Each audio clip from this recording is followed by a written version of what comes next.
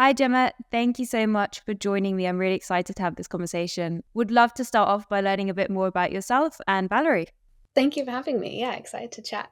So, as you know, I'm Gemma. I am the head of operations at Valory. And so, previously to that, I was founding and consulting in different businesses, startups, charities. And then I joined Valory when we started in 2021. So, Valory is the premier creator of open source frameworks for co-owned AI. So, we'll go into a lot about what that means. And we are one of the co-creators of Olas, which is the crypto network platform for co-owning AI. So, yeah, excited to delve into both a little bit today. Okay, so what does co-owned AI mean? Good question.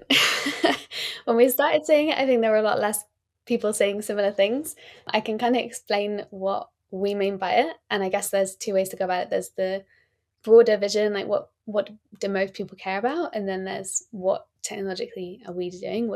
How does what we do translate to that?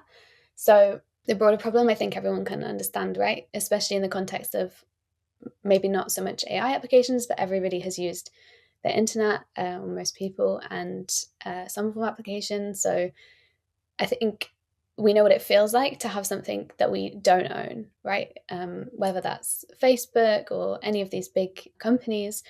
Lots of people, for example, have built like massive businesses or, massive to them in their lives on Facebook or one of these platforms. And then the algorithms changed or they've been shadow banned or whatever it is. Like they've kind of felt the impacts then of not truly owning all of the content that they've been putting there. So I think co-owned AI should feel like a natural extension of the internet generally, but particularly because AI is so powerful and anybody who's used ChatGPT can kind of get a sense of that. I think it's more important than ever that people are able to own the things that they use, that they create, and that their livelihoods depend on. So there's that side of it.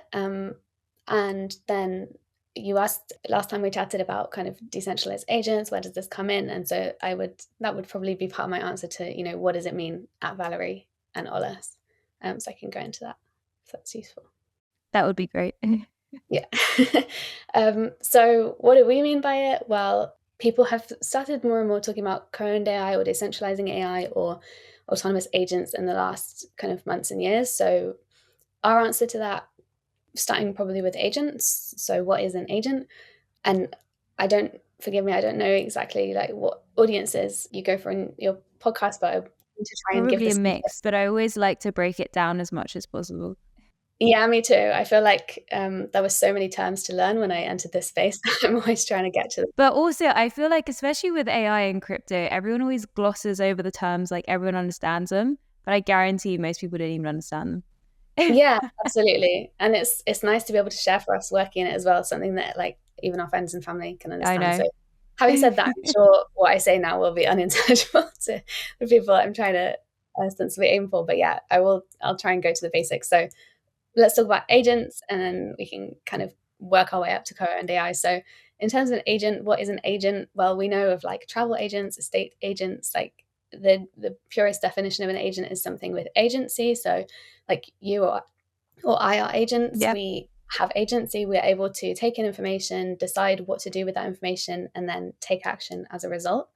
And we would define, well, like one way of defining a software agent is the same thing. It's some piece of software which is able to take in information, decide what to do, and then actually take action. And particularly autonomous agents, that last part is really important, being able to actually then take action with the information that it has.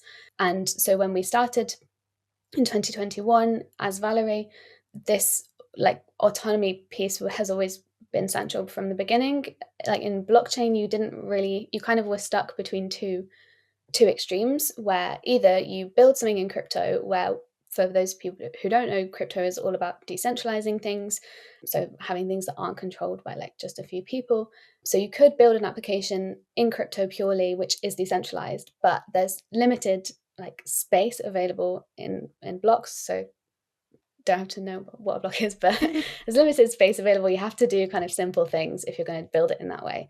Whereas if you build it in the kind of traditional like internet as we know it, like Facebook, any of these, pre-crypto internet, You can build much, much more complicated things. You can have really long AI logics, but you then sacrifice this decentralization.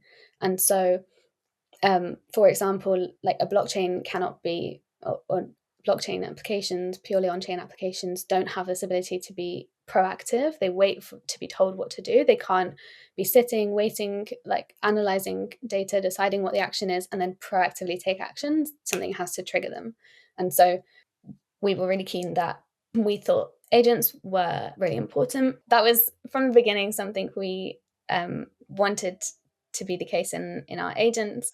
And we fundamentally see agents as a way of giving humans greater autonomy. If you have software agents that are able to take in information, decide what to do, and then take actions like on our behalves or in tandem with us, but basically outsourcing lots of the things that are good for them to do that they're better at than us, then we can free up human time. And that just wasn't something that existed previously. You had these two options: build it in crypto, but you can't do really complex things, including lots of AI logics, or build it in the old way, but it's not something that you can really own. So you don't really have autonomy over it in this other sense of like something that we actually own.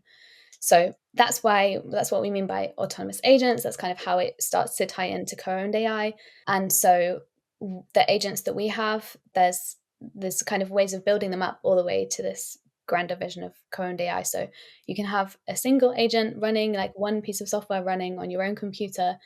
That's obviously something that one person owns. It's not decentralized, but it's good for like quick stuff, like something more simple.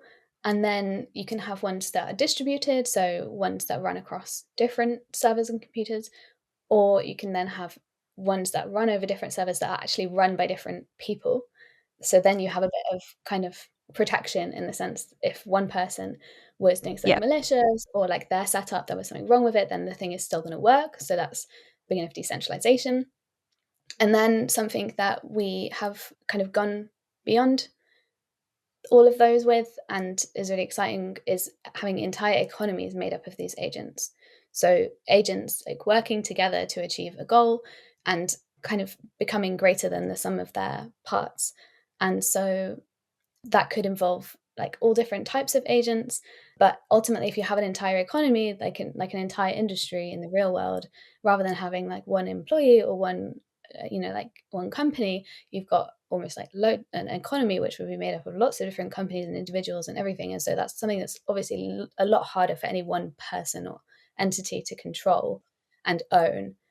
So that's kind of the vision of the future that we see, is where we co-own AI. Is something that you not only use and are like used by, and like we're running around like doing work for AI or like being slaves to our computers, but actually it's freeing us up, and it's something that like is beholden to us rather than the other way around. Got it. And so at Valory, is your target audience users to decentralize this kind of network, or to launch their own agents? Yeah, it's a good question. I think because the vision is very broad, we can get carried away and think about everybody. So I kind of explained what it eventually might mean to a consumer. We actually do already have something that almost anybody could use. Currently, technically, it's only a Mac user, but soon we aim for it to be something that anybody could use. But at the kind of base level of what Olas is, it's a network for co-owning AI. So it aims to incentivize all the different groups of people that you would need to make that happen. So if you think about like, what do you need for entire economies of applications, you need people to build them, so builders. You need people to bring capital, so bonders or launchers, who are kind of like business minded people who maybe also build the thing but don't have to build the thing. They just kind of think about how to get users for the thing and kind of coordinate. So it could be like chains, protocols, like existing crypto teams. And then there's people who maybe don't want to build or bring capital, but they want to talk about it and lend their voice to it. So we call that currently contributors. We have this like app where they're rewarded for doing that. Governors, people who are voting and shaping what Olas as a whole does. I'm going to have forgotten one. Operators, which is people who can just simply run the agents. So I hinted at this earlier. You can basically kind of, there's two ways of operating these agents right now. You don't actually have to build your own. There's loads of existing agents, and there's maybe like over 500 different agents at the moment running on Olas. So you can kind of take and run an existing one, either using like programming it, doing it in terminal, or you can use something called Pearl, which we've just launched, which is a Mac app. The aim is for it to be like a one-click experience where anybody can just download this app, hit run, and the agent starts doing work on your behalf and potentially earning rewards. So yeah, Olas, a protocol that aims to coordinate all these different groups of people. And right now, I would say it's most interesting for either people who are like have a lot of knowledge about crypto, or don't have to have knowledge, but a lot of the people we talk to do, because of what we said. There's a lot of overhead jargon, or people who are like super into AI agents. We also have this podcast, AI Frontiers, talking to different people who are building agents, which is really cool. And so I would say those are the kind of two groups who might be most excited. It might fit in mostly into what they already do, but yeah, the aim ultimately is something that anybody can participate in, and there is stuff there if you want to learn about it. How do you balance, particularly from like a growth perspective, attracting all the key players like through like one message, if that makes sense? How do you think about balancing that? Yeah, good question. Question we think about quite a lot. Yeah. Yeah, I mean, so I would say it's a balancing act. Yeah. We don't always get it right. It's a lot to do. But in the last quarter, we really focused on 3 roles in particular. So the operate, or like 3 different themes, I should say. So the operate experience, which included building Pearl, this much easier way of running an agent, but also improving the experience for people who are doing it the kind of more traditional way. And then also the developer experience. So we've been running an academy, like 2 different versions of an academy, and also staking, which is something else we've done. Like almost everything in all of these roles has been kind of a first principles approach. So there's a whole box to unearth I won't go into, but we've created proof of active agent, which is kind of, you can think of in the same realm as proof of stake or proof of work chains, or like mechanisms. And so yeah, that was another theme that we have been running. So both Pearl is in alpha, the staking isn't fully launched yet, but we've been seeing like more stakers, more developers, and better operating experience. And so transactions continue to go up. I think we're at 911,000 transactions made by these agents as of this morning. Wow. And I mean, I guess diving more into that point, what are the core use cases for these agents currently, but also where do you see it heading in future? Yeah. Are we going to be controlled by robots? I hope not. Hopefully we will control them and have a better time of it, but we'll see. No, in seriousness, I think there's like a lot of dystopian, fear around AI Yeah. that it's going to kind of like totally take over, or there's going to be that one which, dominates. I think it's unlikely that that's the case. And so, yeah, what do we see as the future or current use cases? So currently we have lots of use cases. We've built some ourselves. Other people have also built them.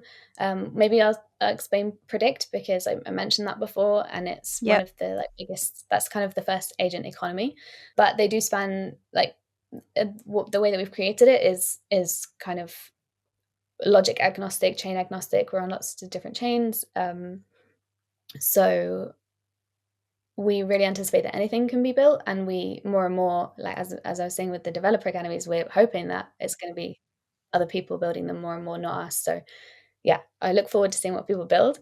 What we already have lots, including Predict. So Predict is agents working in a kind of prediction market. So there's actually at least 3 different types of agents doing that, but on a simple level, what they're doing is predicting the future.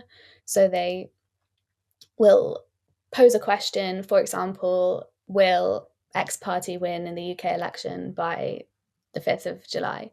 And then they will try and guess the answer. If they feel confident enough in the answer, they will place a bet. And then when the date has passed, they'll see if they were right or not, and then see if they like win the bet or not. So there's agents involved in posing those questions, in placing the bets, and like various roles within this. So that's how it kind of starts to form this economy. And also you can see how you would start to generate rewards and returns from that. And so like some of these tools which are used to place the prediction or decide the prediction have like 81% accuracy. So one of the many That's cool things about crazy. yeah.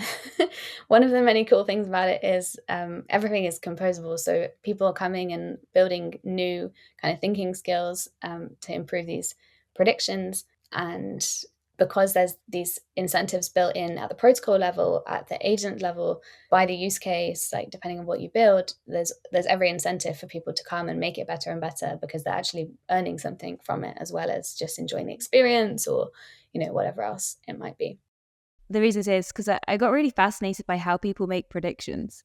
And there was like this massive study done in the US where they took a group of just normal people and they got them to predict certain events compared to forecasters where it's like their job. So they're professional forecasters. And what they actually found was that within the normal group, there was a group of super forecasters and they just had these consistent habits, which was really around like that kind of first principles thinking and then Yeah. like questioning the data and being able to extrapolate a broad range of data rather than just inferring from like one piece of data and like being able to control your biases. And I imagine agents can do that, but on steroids. Yeah, I mean, I feel like you should be building the super forecaster agent. It's a home run. I'd love that. They could make a lot of money, maybe. Yeah. Yeah, it's very cool. I think actually you're right. Like, I mean, I'm not an expert in prediction markets, but I hear that like the actual accuracy level is not often that great in different use Yeah. cases. The same in kind of scientific fields. It's actually very difficult to reproduce the Yeah. same results. So yeah, super interesting to see this economy in action in itself, and then for the Yeah. predictions to get better, and it produces a load of data along the way as well that can be kind of used to learn from and get even better. And what use case are you most excited about? I mean, I should probably name drop some of the other ones because I only mentioned predict, but I'll give you a probably annoying answer at the end. So other ones that we have Governator, which is kind of cool. So for people who understand like crypto organizations, we call them DAOs, so decentralized autonomous organizations. Don't have time to define what that is, but you can look it up. And so it essentially means you have lots of people voting on lots of different things, and who has the time, right? We have enough decisions to make. So Governator is like a lightweight experiment where an AI, you could just delegate your vote to an AI. Currently, it's got very simple logic. It just decides, okay, what is it watches for proposals, reads them, decides what would be potential outcomes, and then you choose your preference between good and evil, where good is what it thinks would most benefit the protocol, evil is what it thinks would most disrupt the protocol, and then makes its decision and votes for you. So that's quite cool. It's actually available to vote for like, I think, like many zeros worth of value in crypto. It supports all the snapshot DAOs and things. So that's quite cool. We have Contribute, which we use to reward community members who are talking about Olas, which is also really cool. There's loads of these things that we've kind of begun to build, or we did build and we had to deprioritize it to kind of like progress the protocol. So I think if people are interested in it, there's already people coming in to build different cool things. We've got lots of external builders building things. We've just approved a liquid staking token to be built on Olas by an external team, or another team. So yeah, there's loads of these things that we've kind of spec'd, we've thought about, we just haven't had the time, as you say, we're doing all these different things to kind of really run with it. So there's loads here. If people are excited, they should come and build it. But I myself am honestly most excited just at the broader level of Olas that's kind of what I feel is most exciting, because each one of these use cases is exciting in itself. And I think it's really necessary that there is a platform that coordinates all these parties, that attracts it all to be in one place. You get the positive network effects of that. It becomes the place that people want to build these things. And you can then come along, like it's built for that. It's built to be composable. For instance, when developers build something, they have a code NFT. And that code, everything is open source.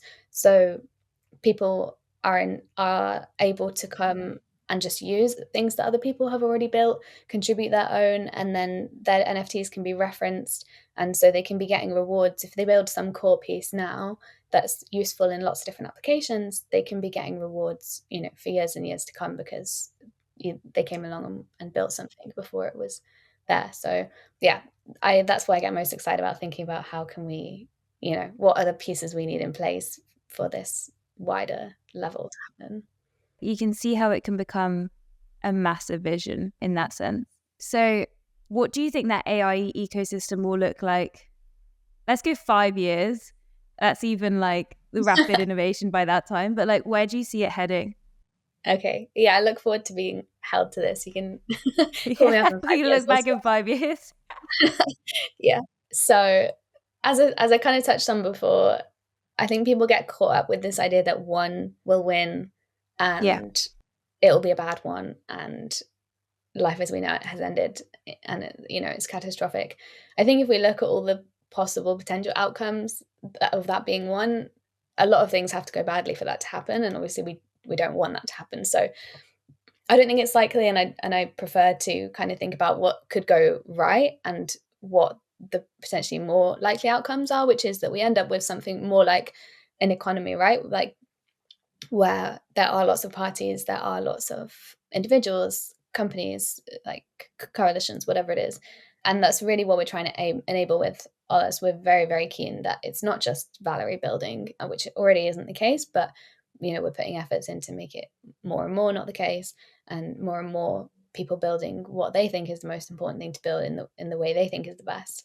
I think that's how you get better products, like better things that people really want to use, better experiences, better like prioritization. It's ridiculous to think that like one team could do all of that. And we see this with like algorithmic biases in all kinds of really important ways, whether that's like employment or, like prison system, whatever it is, any industry that's using AI, there's issues with it, right? So we don't pretend to be the best team to build. What we're trying to build is a platform which incentivizes people to collaborate and compete at the same time, and end up with like a diverse ecosystem where everybody is owning their own parts, co-owning it at different levels. So yeah, that's the idea. Yeah. 5 years time, yeah, difficult to say how far along we'll be with it. But I mean, I couldn't have predicted that we would be where we are now at this point in time. When we obviously began it in 2021, Yeah. we thought that this was the best way to do it. It has like all of the technology is exactly as we, like the structure of it is the same as when we started, even though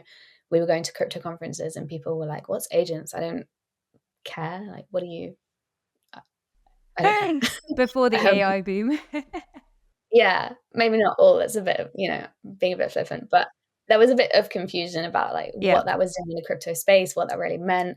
Whereas now you go and there's loads of decentralized AI events Yeah. and agents and things. So yeah, we thought this was the way it was going. We didn't know when exactly that was going to kick in. And so yeah, not sure. Okay. It'll be interesting to see where we are in 5 years. So now moving on to more, I guess, of the operations side of thing. When you first got more into the like head of operations role of the business, what were some of the biggest challenges you were facing? And how did you start to, I guess, address those problems and kind of Yeah. develop solutions? Because I know in a startup, pretty much everything that can go wrong does go wrong. And balancing the operations of that is not the easiest thing in the world. Yeah, no, it's interesting. I was thinking about this before. So I feel like there's maybe two sides to it. There's the sides that will be very familiar to any startup, and then maybe there's the ones that kind of were quite specific, more specific to us in our approach. So I think we've just gone through massive, massive growth in the last maybe 6 months. Particularly, we were kind of 16 of us for over a year, and currently we're about 30. We're about to be like, we've got another 10 roles hiring. So we're between double and triple what we were at. So I think that's one of the biggest challenges. And also has also come at a time where we're seeing much, much more external interest and like interaction as well. So there's that kind of changes how we need to work and how we gatekeep people's time so that people are served externally, but also not like super stressed internally and like spread really thin. So I would say that's our biggest challenge. That's quite familiar. And then on the other side of it, I think we faced challenges that we've solved using our technology. And if we solve those problems for ourselves, it's less of a leap to make it easier for others. So yeah, and on the growth side of things for our team, I guess, what has that looked like as we've grown? Familiar issues, right? You're trying to scale processes that worked when you were 16 people. Some of them still work, a lot of them you just need to change it, Yeah. and you're trying to change it at the same time as hiring lots of good people, onboarding them and making sure they have what they need, and kind of integrating everybody and prioritizing what to do, like you said. So yeah, I would say going back to what our principles are, going back to what our values are, like doubling down on those has been the way forward, because you have to just prioritize the hell out of everything, right? You have to let some fires burn. You have to, like, it's a balance, because in hiring, one of the decisions we could have made was to say, okay, we'll no longer have all of the founders talk to everybody that we hire. It's just a shorter chat at the end of the process, but we were like, do we want to keep this?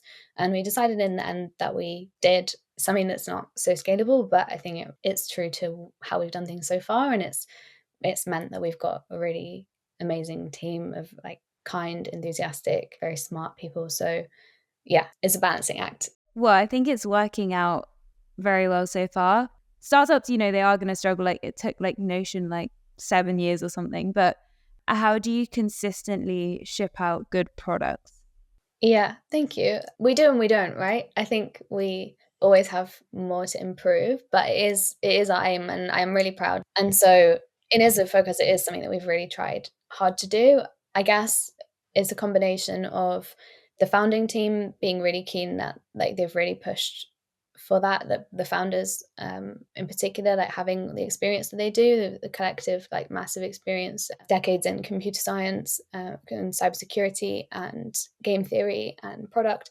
So I think it's a battle they'd already fought other places and we're really keen to do. And then we also have lots of processes in place to try and make it happen. And recently that's included a lot more delivery work, and the operations and delivery teams grown. So I'm really proud of everybody's like contributions there. So some of the things that we do, we have like a all hands meeting, we call it a town hall on a Friday. And in that we go over our KPI dashboard. At the moment, a lot of those are now protocol stats, so it's kind of easier to do that on a longer term and see the week by week growth when you do have something like that. So obviously, it's an art, not a science, trying to set those. But I think it's been cool, at least until this stage, definitely for the whole company to see how these KPIs are going up. We share the biggest things that have been shipped, and like you say, not a laundry list of everything that's been shipped, but what are the pieces that push the needle that were shipped to customers, and we tie them to, okay, which KPIs did that inform?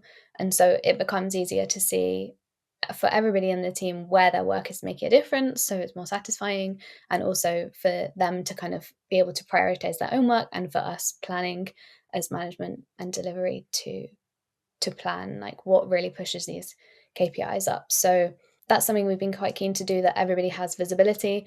As I say, we've doubled, tripled-ish in size. So how long we can continue to have so much without just overwhelming people will probably change things. But yeah.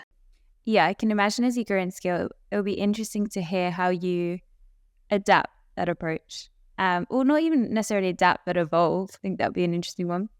And then Yeah. another question that I wrote down is, what advice would you give to someone that's aspiring to particularly go into an operations role? It's an interesting one. I had kind of tried to make some notes. I think I've said a lot of the things that I would have said that were in my notes, but actually I do speak to people who are going into operations roles.